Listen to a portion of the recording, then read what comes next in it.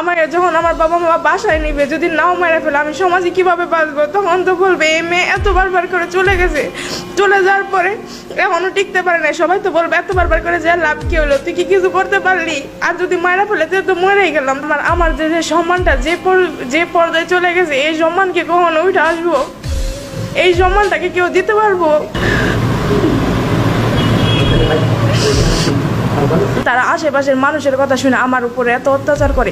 আমারও তখন মন চায় যে আরও তো সবার বাবা মা আছে, তারা মেয়েদের ভালো মন্দ বুঝে, মানে মেয়েদের কাছে জিজ্ঞায় যে তুমি কি চাও।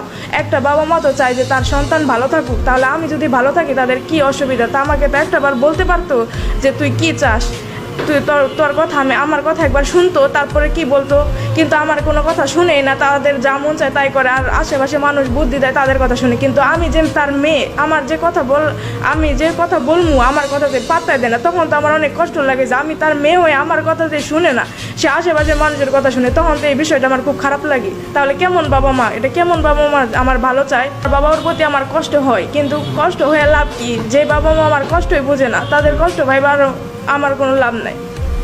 আদরের ছিলাম নাকি তা জানি না। যদি আদরের ছিলাম তাহলে আমার কষ্টটা অন্তপক্ষে বুঝতো যে মেয়েটা অনেক কষ্ট আছে, মেয়েটা মানে কি চায়। আমার কথা তো আমাকে একবার কি তার আইসা না আমার কথা শুনছে যে আমি কি চাই?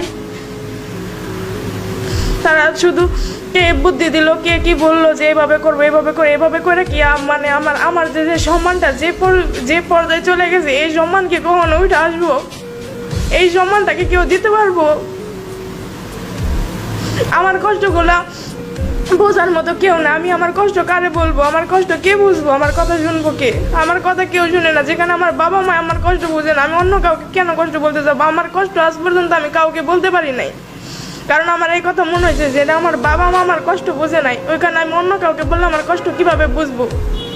আর আমার কষ্টটা বলাটাই বৃথা। এর জন্য আমি আমার কষ্ট কাউকে কাছে বলি না।